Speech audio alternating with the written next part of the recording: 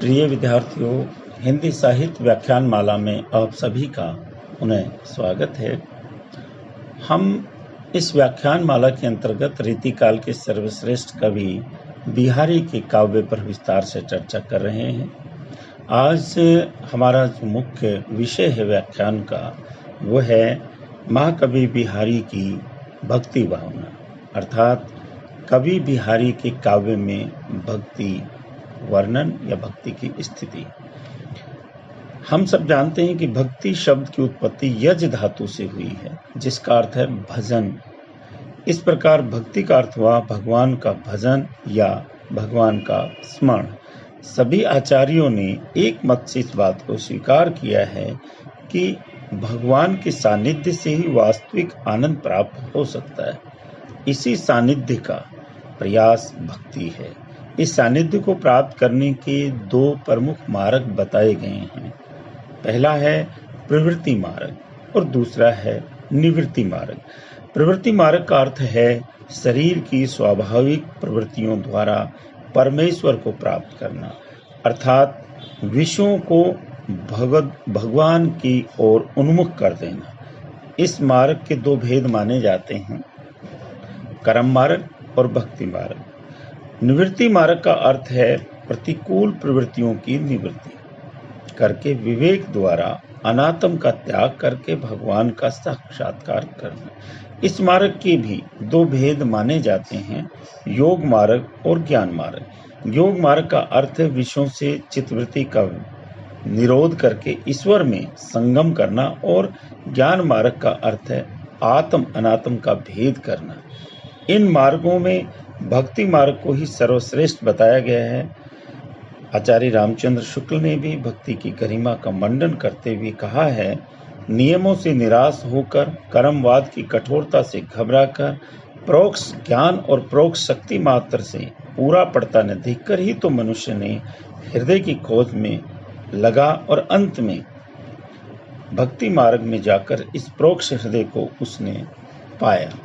हम यहाँ बिहारी के काव्य में भक्ति भावना को व्यक्त कर रहे हैं। बिहारी भी उस अर्थ में भक्त नहीं कहे जा सकते जिस अर्थ में शूर आदि को हम भक्त कवियों में मानते हैं। बिहारी का ध्येय भक्ति करना नहीं, अपितु अपने चमत्कार विधान द्वारा अपने आश्रयदाता और श्रोताओं को चमत्कार करना था। इसीलिए इनकी बिहारी सत्संग में जो भक्ति विषयक विचार मिलते हैं वे केवल प्रासंगिक अथवा संयोग से मिलते हैं। इनके आधार पर बिहारी को भक्त कहना उचित नहीं होगा। फिर भी ये आश्चर्य की बात नहीं कि बिहारी में भक्ति विषयक इनके दोहे हैं।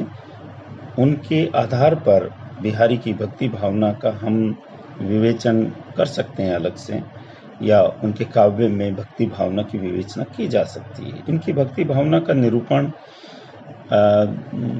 इन शीर्षकों से, निम्न शीर्षकों से हम कर सकते हैं। नंबर 1 ईश्वर का स्वरूप, नंबर 2 वैराग्य का उपदेश, और नंबर 3 गुरु भक्ति, नंबर 4 नाम जप, नंबर 5 बाह्याडंबरों का विरोध, नंबर 6 सत्संग की महिमा तथा कुसंग की निंदा, और नंबर 7 स्त्री निंदा। इन 7 बिंदुओं के या शीर्षकों के माध्यम से हम बिहारी के काव्य में भक्ति को खोज सकते हैं, उसकी विवेचना, उसका वर्णन कर सकते हैं। नंबर 1 ईश्वर का स्वरूप। भक्ति काल में ईश्वर के 2 रूप मान्य थे, सगुण और निर्गुण। सगुण ईश्वर तुलसी और सूर का था तथा निर्गुण ईश्वर कबीर तथा उसके अनुयायियों का। ईश्वर सगुण है अथवा निर्गुण, यह प्रसंग आदिकाल से ही भारतीय धार्मिक संप्रदायों में विवाद का विषय रहा है। यदि रूप रेख गुण जाति जुक्ति बिन ईश्वर को ग्रहण करने से सूरदास का मन निरावलंब होकर चक्कर खाने लगता है, तो कबीर उसी तत्व को अनुप मानते हैं जिसके मुंह माथा नहीं। बिहारी इस झगड़े में नहीं पड़ते, अर्थात ना तो कबीर और ना ही सूर के इस विवाद में पड़ते। इन्हें सगुण और निर्गुण दोनों रूप पे ही मानने। ये एक स्थान पर स्वयं को अपने गुणों में बांधने की भगवान से प्रार्थना करते हुए कहते हैं, मोहे दीजे मौसू, जो अनेक अधमनु दियो, जो बांधे ही तोसु, तो बांधो अपने गुणन। यहाँ कहते हैं कि मुझे तो मोक्ष दीजिए जैसे और अधम लोगों को दिया है, और जो अगर मुझे बांधना ही है तो अपने गुणों में बांध लीजिए। तो दूसरे स्थान पर निर्गुण संप्रदाय की स्थापना से करते हुए एक स्थान पर वे कहते हैं कि दूरी भजत प्रभु पीठी दे, गुण विस्तारन काल, प्रकट तय निर्गुण निकट रही, भंग रंग भूपाल।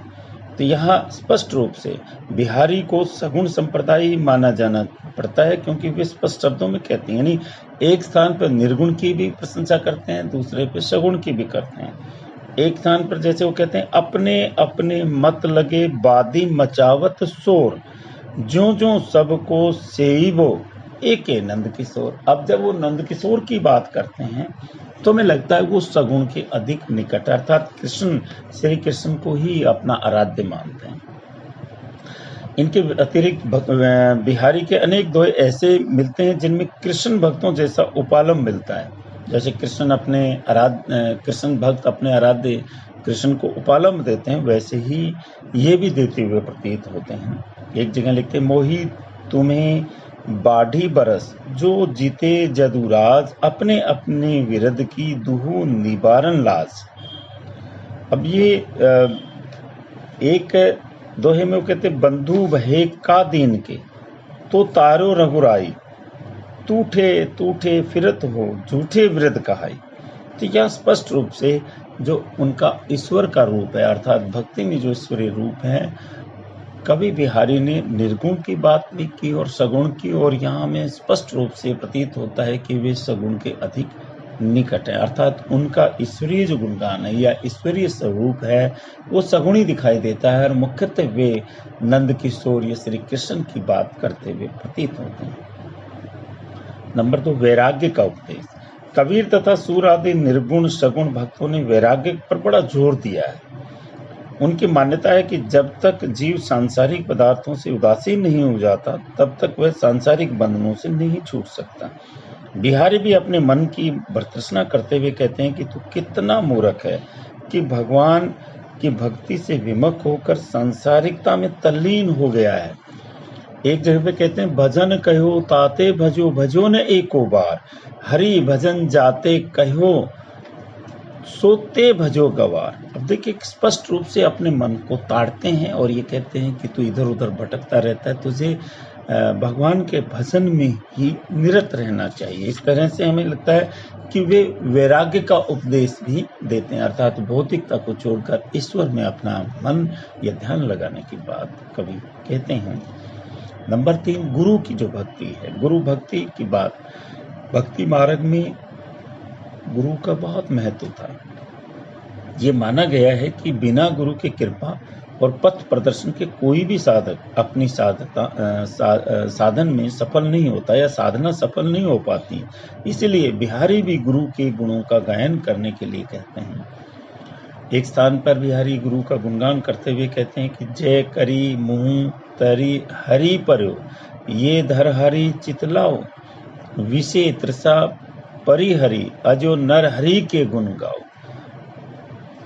इस तरह से वे गुरु भक्ति की महत्ता को अपने काव्य में स्थान देते हैं, उसका प्रतिपादन करते हैं। नंबर 4, नाम जप, नाम का जाप। भक्ति मार्ग में नाम की जाप का भी महत्व माना गया है। बिहारी भी इसी महत्व का प्रतिपादन करते हुए दिखाई देते हैं। एक स्थान पर वे कहते हैं, पतवारी माला पकड़ी और न कछु उपाय, तरी संसार प्रयोधी को हरि नामे करी नाम। देखिए हरि नाम की नाम से ही जैसे संसार की इस नदिया को पार किया जा सकता है, भावसागर को पार किया जा सकता है। नंबर 5, बाह्य आडंबरों का विरोध उन्होंने किया है। भक्ति में मन की सच्चाई और शुद्धता ही काम देती है। केवल आडंबर बनाए रखने से कोई भी साधक अपनी साधना में सफल नहीं हो पाता है। इसीलिए बिहारी जप माला छापा तिलक तब तक निरर्थक मानते हैं जब तक कि मन शुद्ध नहीं हो जाता है। वो लिखते हैं एक जगह पर, जप माला छापे तिलक सारे ने एको काम, मन कांचे नाचे वृथा साचे राचे। तो स्पष्ट रूप से वे मन को बहुत ही पवित्र मानते हैं या मन की शुद्धता पर बल देते हैं और आडंबर पाखंड का विरोध करते हैं। एक स्थान पर बताते हैं कि जब तक व्यक्ति कपट का परित्याग नहीं कर देता तब तक उसका प्रभु से मिलन नहीं हो सकता।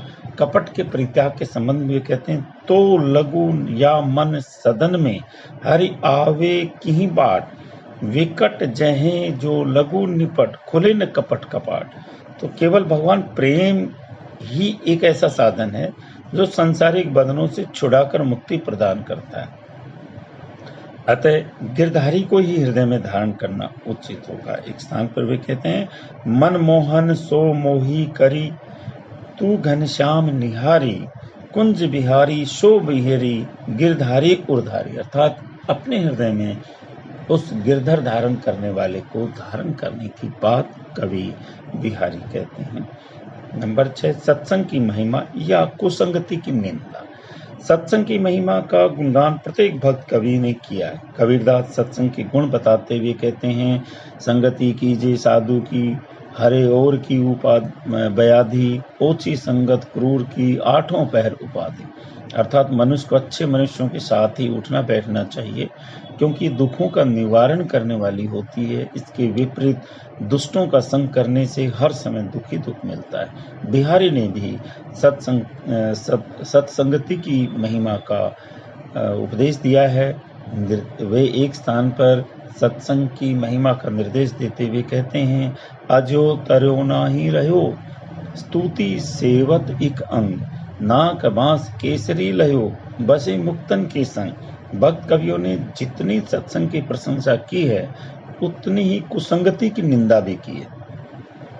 सूरदास को तो ये मत है कि दुर्जनों पर किसी भी अच्छी बात का प्रभाव नहीं हो सकता। जिस प्रकार काली कमरी पर कोई और रंग नहीं चढ़ सकता, दूजा रंग नहीं चढ़ता है, उसी तरह से कुसंगत जो बुरे लोग हैं उन पर किसी तरह का असर नहीं होता। तुलसीदास ने भी एक जगह पे कहा है कि व्यक्ति चाहे जितना प्रिय हो, किंतु यदि वह राम विमुख है तो उसे कोटि बैरी सम तुरंत छोड़ देना चाहिए। बिहारी ने भी कुसंगति की निंदा प्राय इन्हीं बाहों में की है। इनका कहना है कि जिस प्रकार कपूर में रखने से हींग अपनी दुर्गंध नहीं छोड़ता, उसी प्रकार दुष्ट भी अपनी दुष्टता नहीं छोड़ता। अतः दुष्टों से दूर रहने में ही कल्याण है। संगत एक स्थान पर भी कहते हैं इसी तरह से कि संगति सुमति न पावही, परे कुमति के धंध, राख्यो मेल कपूर में, हींग न होई सुगंध। स्पष्ट रूप से वो इस तरह से कुसंगति को छोड़ने की प्रेरणा देते हैं या उसकी निंदा करते हैं। नंबर 7, स्त्री की निंदा। भक्त कवियों ने स्त्री को माया रूप माना है और बताया है कि ये माया मनुष्य की हर प्रकार की साधना में विघ्न बनकर आती है। अतः जब तक इस माया का परित्याग नहीं किया जाता तब तक वह कोई साधना सफल नहीं हो सकती। कबीर तो बड़े कठोर शब्दों में नारी की निंदा करते हुए दिखाई देते हैं। एक जगह पे कहते हैं, नारी की जहीं परत अंधा होत भुजंग, कबीरा तिनकी कौन गति, नित नारी को संग। बिहारी ने नारी को स्त्री को गृहिणी के रूप में माना है, जो संसार सागर को पार करते हुए व्यक्ति को बीच में ही पकड़ लेती है और उसे पार नहीं होने देती। एक स्थान पे वे कहते हैं, या इसी भाव को व्यक्त करते हुए कहते हैं, या भाव पारावार को उलंघी पार को जाई, तिये छवि छाया ग्राहिणी गुहे बीच ही आई। ये आश्चर्य का विषय है कि नारी सौंदर्य के एक एक पक्ष को बड़ी चतुराई से चित्रित करने वाले बिहारी नारी की निंदा करने से भी नहीं चूके। यहाँ हमें उनके काव्य में ऐसा प्रतीत होता है कि सौंदर्य के विचित्र रंगों का चित्रण करने वाले कवि बिहारी इस तरह से सौंदर्य की स्रोत नारी की निंदा करते हैं। संभवतः इस दोहे की रचना करते समय श्रृंगार के सिर पर भक्ति चढ़कर बोल रही होगी। तो यहाँ हम कवि बिहारी की भक्ति के इस विवेचन पर निष्कर्षतः स्पष्ट हो जाता है या सारांशतः स्पष्ट होता है इस विवेचन के माध्यम से कि बिहारी में यदि भक्ति की वे ही भावनाएं मिलती हैं जो कबीर और सूर में हैं, किंतु इसी आधार पर इन्हें भक्त नहीं कहा जा सकता, क्योंकि इनकी भक्ति से संबंधित जो युक्तियां तो प्रासंगिक एवं संयोगिक हैं, भक्ति का प्रतिपादन इनका साधन नहीं है। साध्य है अपने आश्रय दाता को प्रसन्न करना अथवा अपनी काव्य प्रतिभा का चमत्कार दिखाना। बिहारी का रीति पक्ष प्रमुख है और भक्ति पक्ष यहाँ हमें कमजोर प्रतीत होता है। इस प्रकार से हमने यहाँ बिहारी के काव्य में जो भक्ति की विवेचना है, भक्ति का वर्णन है, वह चित्रण की। आगे हम बिहारी की समास पद्धति के ऊपर विस्तार से चर्चा करेंगे कि किस प्रकार से उनके काव्य में समास पद्धति आती है, वो गागर में सागर भरने वाले प्रतीत होते हैं। आज इतना ही, धन्यवाद।